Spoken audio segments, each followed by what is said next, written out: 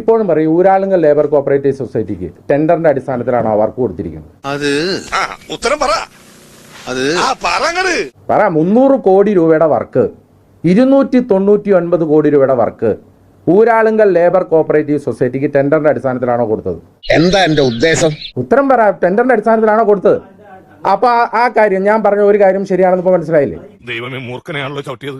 ഇടിവെട്ടിയവന്റെ തലേ പാമ്പ് കടിച്ചു. 300 കോടി രൂപയുടെ വർക്കിൽ ഈ 400 വീടിന്റെ 80 കോടി രൂപയ്ക്ക് അപ്പുറം എന്താണ് പണിതത്? പറഞ്ഞു. ഇതൊരു നടക്ക് പോണ മാതിരില്ല.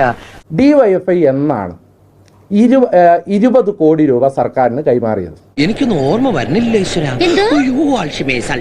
മുഖ്യമന്ത്രിയുടെ പ്രസംഗം എന്താ? 20 കോടി രൂപ ഇവർ കൈമാറി എന്നുള്ളതല്ലേ? ഞാൻ ഇപ്പോഴും ഉത്തരവാദിത്തത്തോട് കൂടി ചോദിക്കുന്നു, 20 കോടി രൂപ ദുരിതാശ്വാസ നിധിയിൽ വന്നിട്ടുണ്ടോ? ആ ദിവസം വന്നിട്ടുണ്ടോ?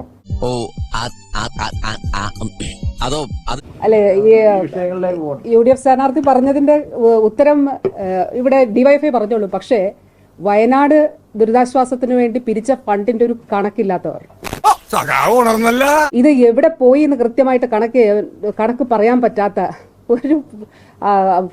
പറ്റാത്തവർ ചൈന ഭാഷ പറയുന്നോടാ.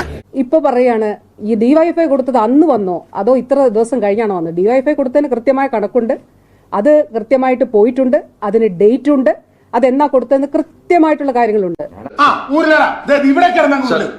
ഈ പത്തനംതിട്ട ജില്ലയിലെ എല്ലാ പത്രക്കാരും നോക്കിയതല്ലേ ആ സ്റ്റേറ്റ്മെന്റ്? ആ അക്കൗണ്ടിൽ നിന്ന് 1,20,00,000 1,05,00,000 മറ്റാണ് അല്ലെ? ആ അക്കൗണ്ടിൽ നിന്ന് ഒരു തുക പുറത്തേട്ട് പോയതായിട്ടുള്ള കണക്ക് നിങ്ങൾ കണ്ടിട്ടുണ്ടോ?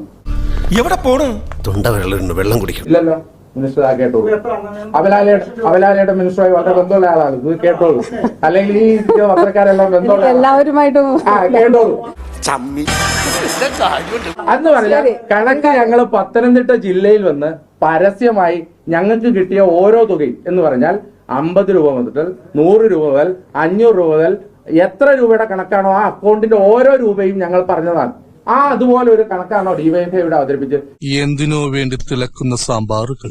2.5 കോടി രൂപ ഏപ്രിൽ മാസത്തിൽ കൈമാറി, 2.5 കോടി രൂപ മെയ് മാസത്തിൽ കൈമാറി, 15 കോടി രൂപ 2026 ജനുവരി മാസത്തിൽ കൈമാറി. എന്ന് പറഞ്ഞാൽ ദുരിതാശ്വാസ നിധിയിൽ കൈമാറി എന്ന് പറയുന്ന ചെക്ക് വ്യാജമായിരുന്നു എന്ന് ആദ്യം തന്നെ DYFI സമ്മതിക്കുകയാണ്. ഇത് വല്ല ഇടങ്ങേറായല്ല. ഈ നാട്ടിലെ സാധാരണ MLA-മാരടക്കമുള്ളവർ കൊടുത്ത പൈസ, ഈ നാട്ടില് പാത്തുമ്മയുടെ ആട് വിറ്റ് കൊടുത്ത പൈസ, ഈ നാട്ടിൽ കുടുക്ക പൊട്ടിച്ചു കൊടുത്ത പൈസ, 750 കോടി രൂപ സർക്കാർ കയ്യിൽ വെച്ചിട്ട് സർക്കാർ പൂർത്തീകരിച്ച വീടല്ലേ?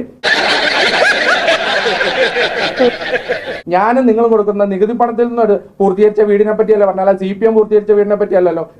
ഇങ്ങനെ നാറാനൊരു ചങ്കൂറ്റം വേണം കേട്ടാ. സ്വാമിയെ നിന്നെ അങ്ങനെ അങ്ങ് പോയാലോ.